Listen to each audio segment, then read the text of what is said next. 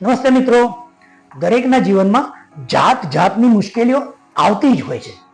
ક્યારેક મુશ્કેલી નાની હોય તો ક્યારેક વિશાળ.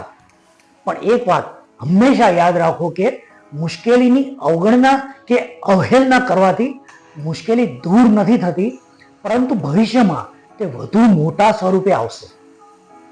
આજની વાર્તા આપણને શીખવશે કે ડરને ભગાવવા હિંમત રાખવી જોઈએ અને મુશ્કેલીને દૂર કરવા પૂરતી માનસિક તૈયારી સાથે તેનો સામનો કરવો જોઈએ. એક ઘનઘોર જંગલ જે ખૂબ સુંદર પહાડીઓની વચ્ચે આવેલું હતું, તેમાં ખૂબ જ મોટી ગુફા આવેલી હતી. એક સસલું ઘણા વર્ષોથી આ ગુફામાં રહેતું હતું. સસલું પ્રેમાળ હૃદય અને ખૂબ દયાળુ સ્વભાવનું હતું અને દરેકને કોઈ મુશ્કેલી વખતે પોતાનાથી બનતી મદદ કરતું. તેના આવા સ્વભાવને કારણે જંગલમાં બધા પ્રાણીઓમાં તે ખૂબ જ પ્રિય હતું.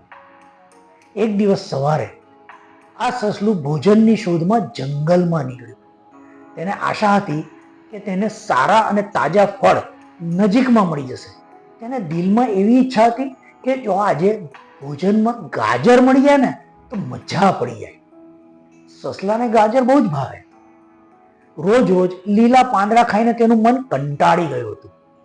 પણ જંગલમાં ગાજરનું મળવું ખૂબ મુશ્કેલ હતું. પણ આજે કદાચ આ સસલાનું નસીબ જોર કરતું હતું. એને થોડે દૂર એક ગાજર દેખાયું. ગાજર જોઈને તે ખૂબ ઉત્સાહિત થઈ ગયો અને જલ્દી જઈને તેણે ગાજર લઈ લીધું. પણ ત્યાં બેસીને ખાવા કરતા એણે વિચાર્યું કે ચાલ મારી ગુફામાં જઈ આરામથી બેસી ધીમે ધીમે ખાઈ આ ગાજરની હું મજા માણું. અહીં તો કોઈ અન્ય પ્રાણી આવીને આ ગાજર મારી પાસેથી ઝૂંટવી જશે. પરંતુ રસ્તામાં એક મુશ્કેલી આવી ગઈ. ગાજર મળવાની ખુશીમાં ઉછળતા કૂદતા જતી વખતે આ સસલું માર્ગ પ્રત્યે બેધ્યાન બન્યું. અચાનક તે રસ્તાની ધાર સુધી પહોંચી ગયો અને લપસીને ત્યાં વહેતી નદીમાં પડી ગયો. જાતને બચાવવા જતા ગાજર નદીના પ્રવાહમાં પડી ગયું અને આગળ તણાવા લાગ્યું. ગાજર હાથમાંથી ખોઈ દેવાના ભય સાથે સસલું નદીના કિનારે કિનારે દોડવા લાગ્યું કે કદાચ નદીના વહેણમાં તણાઈ કિનારે કોઈ વસ્તુ કે છોડમાં આ ગાજર અટકી જાય અને હું તે પાછું લઈ લઉં. પણ થોડે દૂર પીછો કર્યા પછી સસલાએ જોયું કે આ ગાજર તો નદીની સાથે ધોધમાં નીચે ખીણમાં જઈ પડ્યું. સસલો ખૂબ નિરાશ થઈ ગયો અને નારાજ મન સાથે ગુફામાં જવા પાછો ચાલ્યો. ખૂબ થાકી પણ ગયો. જેવો તે ગુફા પાસે આવ્યો તેને ગુફામાં કંઈક હલચલ લાગી અને કંઈક અવાજ પણ સંભળાયો. તે થોડો ડરી ગયો. બહારથી જ બૂમ પાડી કે કોણ છે મારી ગુફામાં? અંદરથી બુલંદ અવાજ આવ્યો, અંદર એ છે જેણે ગેંડાના હાડકા ભાંગી નાખ્યા છે અને હાથીને સૂંઢથી ઉચકી ગોળ ગોળ ફરી દૂર ફેંકી દીધો છે. સસલું આ સાંભળી એકદમ ડરી ગયું. એણે વિચાર્યું કે કોઈ મોટું પ્રાણી મારી ગુફામાં આવી ગયું છે ને એને દૂર કરવા મારે હજી મોટા કોઈ પ્રાણીની મદદ લેવી પડશે. એણે નજીકથી આવેલા શિયાળને જોયું એટલે શિયાળ પાસે જઈને આખી વાત કહી. શિયાળને પોતાની ચાલાકી પર ભરોસો અને સસલું તેનું મિત્ર પણ હતું એટલે તે સસલા સાથે ગુફા પાસે આવ્યો અને પોતાના મોટા અવાજથી બોલ્યો, કોણ આ સસલાની ગુફામાં ઘૂસ્યું છે? જલ્દી બહાર આવ, નહીં તો તારી ખેર નથી.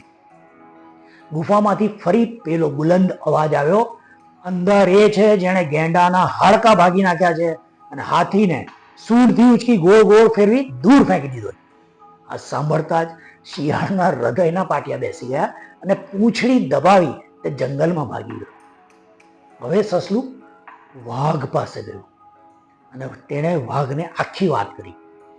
વાઘ તેની મદદ કરવા ગુફા પાસે આવ્યું અને અંદર કોણ છે તેવું પૂછતા ફરીથી અંદરથી પેલો બુલંદ અવાજ આવ્યો, અંદર એ છે જેણે ગેંડાના હાડકા ભાગી નાખ્યા અને હાથીને દૂર ફેંકી દીધો ગોળ સૂંઢથી ગોળ ફેરી. આ સાંભળીને તો વાઘ પણ ડરી ગયો અને એ ઊંધા પગલે જંગલમાં ભાગી ગયો. હવે સસલું ગેંડા અને હાથીને બોલાવી લાવ્યું.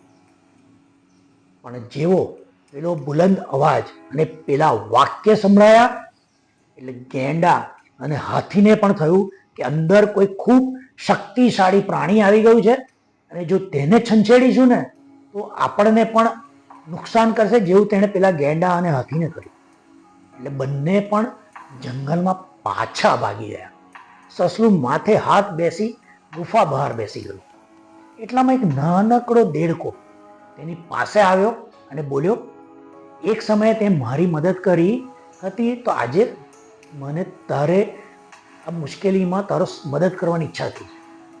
સસલું દયા લાવીને બોલ્યું, રહેવા દે ભાઈ, આ શિયાળ, વાઘ, ગેંડો કે હાથી જે નથી કરી શક્યા તે તું કેવી રીતે કરી શકીશ? અંદર જે છે ને એ જો ગુસ્સે થશે ને તો તને ખૂબ નુકસાન પહોંચાડશે. પણ દેડકો ન માન્યો અને બોલ્યો, હું એક પ્રયત્ન તો જરૂર કરીશ. આમ કહી ગુફાના મુખ પાસે જઈ દેડકો જોરથી બોલ્યો, અંદર જે હોય તે બહાર આવી જાઓ. ફરી એક વખત પેલો બુલંદ અવાજ આવ્યો કે અંદર એ છે જેણે ગેંડાના હાડકા ભાંગી નાખ્યા છે અને હાથીને સૂંઢથી ઉચકી ગોળ ગોળ ફેરવીને દૂર ફેંકી દીધો.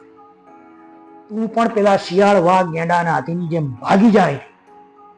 જંગલમાં વાત ફેલાઈ ગઈ કે દેડકો સસલાને મદદ કરે છે. એટલે પેલા ભાગી ગયેલા પ્રાણીઓ ફરી ગુફા પાસે આવી દૂરથી જોવા લાગ્યા કે આ નાનો દેડકો એવું તો શું કરે છે જે તેઓ ના કરી શક્યા. બધાને એ જોવું હતું કે ગુફામાં કોણ ઘૂસ્યું છે. ગુફામાંથી પેલો અવાજ સાંભળી દેડકાએ થોડી હિંમત કરી ફરી વધુ મોટા અવાજે કહ્યું, જલ્દી બહાર આવી જા, નહીં તો તારી ખેર નથી. તું બહાર આવે છે કે હું અંદર આવું? પછી દેડકો થોડોક વધુ અંદર જઈ ફરીથી જોરથી બોલવા લાગ્યો, ચાલ બહાર આવ અને મારો સામનો કર. આ સાંભળી અંદર જે હતું ને એ હવે ગભરાયું. એક પડછાયો પહેલા બહાર આવતો દેખાયો અને પડછાયાની પાછળ બધાના આશ્ચર્ય વચ્ચે એક ઉંદર બહાર આવીને ભાગી. ગુફામાં પડતા પડઘાને લીધે ઉંદરનો અવાજ ખૂબ મોટો આવતો હતો, જે બધા બહાર ઉભી રહેલા પ્રાણીને ભયભીત કરી રહ્યો હતો. ઉંદર આ પ્રાણીઓના ડરને પોતાનું હથિયાર બનાવી બધાને ભગાડી દેતો હતો. જેવી દેડકાએ થોડી હિંમત બતાવી તેનો સામનો કરવાની વાત કરી એટલે ઉંદર ગભરાઈ ગયો અને ગુફામાંથી બહાર નીકળીને ભાગ્યો. ઉંદરને બહાર આવતો જોઈ બધા પ્રાણીઓ ગુસ્સે થવાના બદલે હસવા લાગ્યા કે કેવી રીતે આ નાનકડા ઉંદરે બધાને ડરાવીને ભયનું વાતાવરણ ઊભું કરી દીધું. પણ બધા આ દેડકાની હિંમતની દાદ આપવા લાગ્યા કે એણે હિંમત કરી તો આ ઉંદર નામની સમસ્યા સસલાના જીવનમાંથી દૂર થઈ. મિત્રો, આ વાર્તા આપણને 3 શિખામણ આપી જાય છે. પહેલી, જો આપણે કોઈ સમસ્યા જ્યારે તે નાની હોય અને તેને અવગણીએ ને તો તે ભવિષ્યમાં મોટી સમસ્યા બની શકે છે. બીજી શીખ, કોઈ પણ મોટી સમસ્યાનો સામનો કરવા હિંમત જોઈએ, જેમ પેલા દેડકાએ બતાવી. અને ત્રીજી શીખ, સમસ્યાથી દૂર ભાગવાથી સમસ્યા ક્યારેય ઉકેલતી નથી, જે શિયાળ, વાઘ, ગેંડા અને હાથીને હવે સમજાઈ ગયું હતું. ક્યારે પણ નાની સમસ્યાને હલકામાં ના લેશો અને જો સમસ્યા મોટી હોય તો તેનો પેલા દેડકાની જેમ હિંમતભેર સામનો કરો, કેમ કે સમસ્યાથી દૂર ભાગવું એ સમસ્યાનું સમાધાન નથી. NK વિચાર શ્રેણીની અંતર્ગત આજનો આ વિડીયો જોવા બદલ આપ સૌનો ખૂબ ખૂબ આભાર. ચેનલ સબસ્ક્રાઇબ ના કરી હોય તો જરૂરથી કરી દેશો, જેથી દર અઠવાડિયે આવા મોટિવેશનલ વિડીયો ગુજરાતી ભાષામાં તમે માણી શકો. આવતા વિડીયોમાં એક નવી ગુજરાતીમાં મોટિવેશનલ વાર્તા સાથે ફરી મળીશું. ત્યાં સુધી આપના આ મિત્ર નિલેશ ખીમસરિયાને રજા આપશો. આવજો.